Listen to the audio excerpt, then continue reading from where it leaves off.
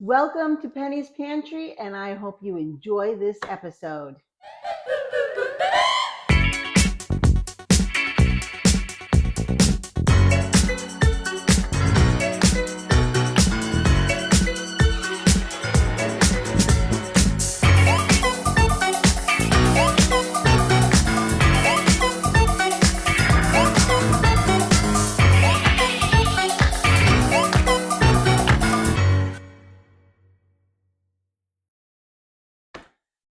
I'm Penny, and this is that's my pantry. This is my kitchen, but I'm so glad you're here.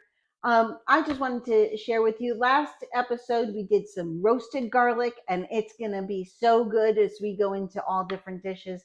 That's like my staple dish. That's like the one that I start with when I make things because I'm going to use that in so many other dishes. So that's why I wanted to do that one first. Now we're going to make a quinoa dish. Okay, what is quinoa? Well, it's that quinoa thing because some people are like, oh, that's not quinoa because you don't know how it's spelled. Well, it's the quinoa stuff, Quinoa. And it's a grain. I like quinoa because it's filling and I feel like I'm doing something good for my body. There's a few different ways that you can eat it. You can eat it hot and you can eat it cold. You can eat it in a salad. You can have it as a side dish. You can have it as a stuffing. There's all different things you could do with quinoa. I'm going to follow the directions on the bag. Now, you got to look at your quinoa because they're all a little bit different. I try to get the organic quinoa. Just to make it, a little bit better for me. But because I don't want anything going through mills and weird processing or whatever. But the package suggests that you soak it, so I did. I soaked it in the water, and you could see the water. It actually kind of got a little brown. And why is that? Because we're just rinsing it. You're rinsing the quinoa. Okay, come on.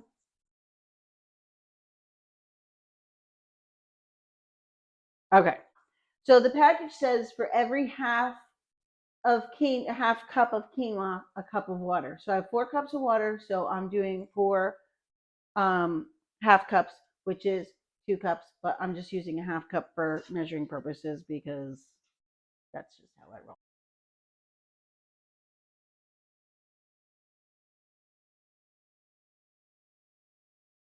4. And I'm going to do 4 cups of water. So this was a half a cup to 4 cups. I'm going to rinse this off. All right. And we're going to get that on the stove and we're going to get it boiling. Okay, so these are the mushrooms that I got from the farmer's market, which I didn't get a video of. I'm sorry, but we'll definitely get the mushroom guy on video as we go through the season because I want to talk to him about the different mushrooms and discuss that a little bit further. But for now, we're gonna use these mushrooms. I believe he said they were oyster mushrooms, but I don't know what he said these mushrooms were, but I'm going to find out and then you're going to see it right here. I'm going to put it on the screen. Got it. Okay, so we're going to use the mushrooms. I'm going to rinse them off. What we're going to do is we're just going to chop up the mushrooms and I'm going to cut off the stem, but not all of it. I'm only going to cut off a little bit. The rest I'm going to use. I'm all about using as much as possible. So we're just gonna. All I'm gonna do is slice them up like that. And you see with the stupid box there. All I did was slice them up, and then I'm going to cut it. So they're like little squares. And then I'm just gonna cut up the stem and put them in a bowl.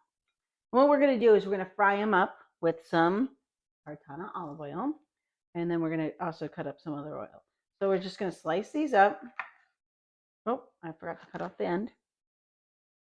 Slice them up, and then just turn them into little squares. And it doesn't matter how big, how small, what size, what shape. It doesn't matter. It's literally try to just keep them the same size, pretty close to the same size for cooking purposes. But because you want them all cooked at the same rate. So no crazy science to it. So I'm just going to chop up some garlic. So when I chop up the garlic, I'm going to take off any bad pieces. And then what I'm going to do is, I hope you can see this. Like I said, it's a one-man show. But here we are. We're going to cut it. I cut it into like just long pieces. Okay. And now I try to realign. Now it comes a little bit better when I'm not trying to show the camera. And then what I'm going to do is I'm going to half those. So I'm just going to half them. Oh, I'll just show you this way, like that. But they should all be stacked. But if they're not, no biggie. So we're just going to half them. So they're now cut into 8 long pieces altogether. Now, when you're doing it not for the camera, it's a little bit easier. But if you are, then whatever. And then what I'm just going to do is I'm just going to chop it up. Now, I'm not going to get my nails and I'm not going to get my fingers in there. I'm going to be very careful, but you're going to chop. And like I said, if it wasn't for the camera, it would be a lot easier. But some people get intimidated by chopping garlic because, oh, I don't know how to chop. Yes, you do. You know how to cut, you can chop. Okay. So now it's all, they're in pretty big chopped up pieces. Let's see, pretty big ones. Okay. Now we're going to just chop it a little bit more fine. So we're going to put it all into a circle like this. Okay. And we're just going to, so I have a knife that's shaped like this. Now you could use a different kind of knife, a different chopper. I like this because what I'm going to do is I'm going to put my finger on the tip and I'm going to hold it down and then I'm just going to rotate around. Now you could go counterclockwise or clockwise and you're just going to keep going. And you're just going to keep passing over it. And you're going to see that it's getting onto the knife. So you just clean off the knife, clean off your finger, put it back into the circle, and sanding. Now it's getting minced up. Okay? And that's what we do. So bear with me. I'm going to do a few more cloves so that we have it nice and garlicky.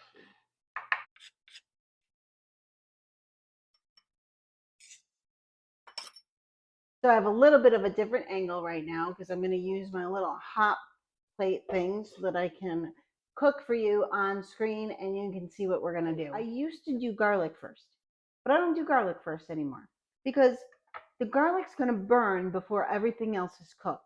So I don't do the garlic first. I do everything else and then the garlic. I'm going to do the mushrooms. Sizzling. And I'm going to do the zucchini. And I dropped a piece. Okay. You don't have to eat it.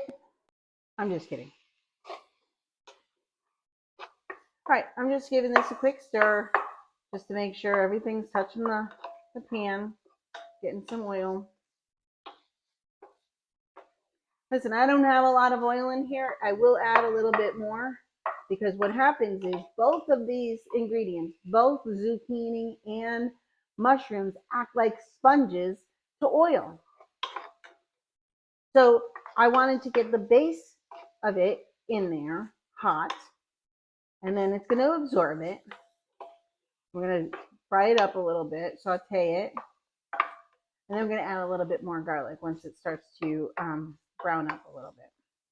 Now, at this point, you could add other ingredients. Add onion. You could add some eggplant like I have over there, but we're going to use that for something else. You could add anything you want. I'm going to keep it basic, and we're just going to do the mushrooms with the zucchini and the garlic. So the other thing is that I have here is I have some rosemary left from when we did the garlic the other day or the other video. So I actually might throw some rosemary in. Why not? Little herbs.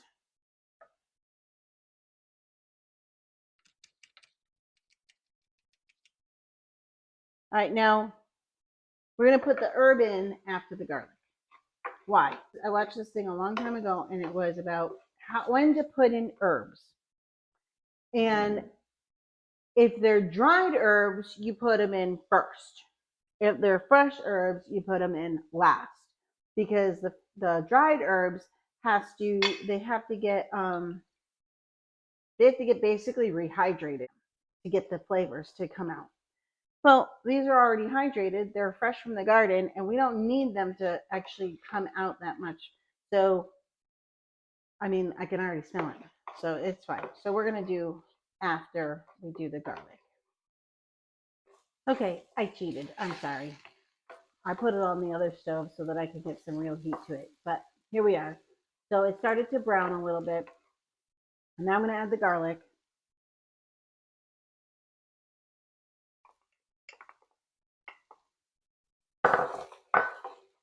And I'm going to add the rosemary.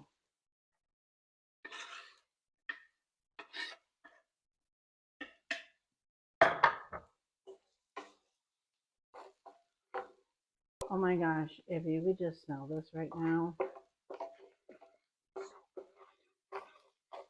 Oh my gosh, I want to eat the whole thing right this second. I can't though, because I gotta add the quinoa. Okay. So just gonna toss it around a little bit. I want to get the garlic a little softer, get that effervescing. I mean, it already is, but I want to just get it a little softer.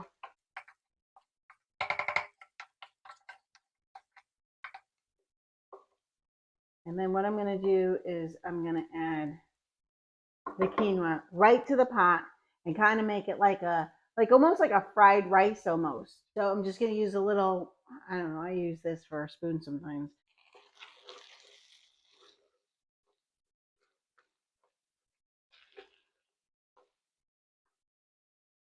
We're burning off any other liquid other than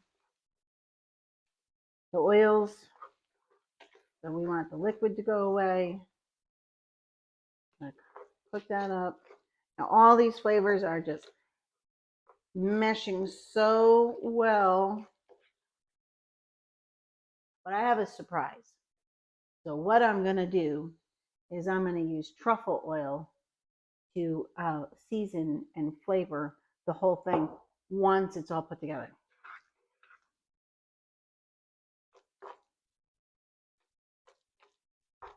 All right, I'll be right back. Okay, we're going to just saute for a few more minutes, and then we're going to remove it from the heat. We're going to use this as a stuffing for the zucchini, but we're going to do that in the next video. And I'm going to use this as a side dish, but we also can do something else.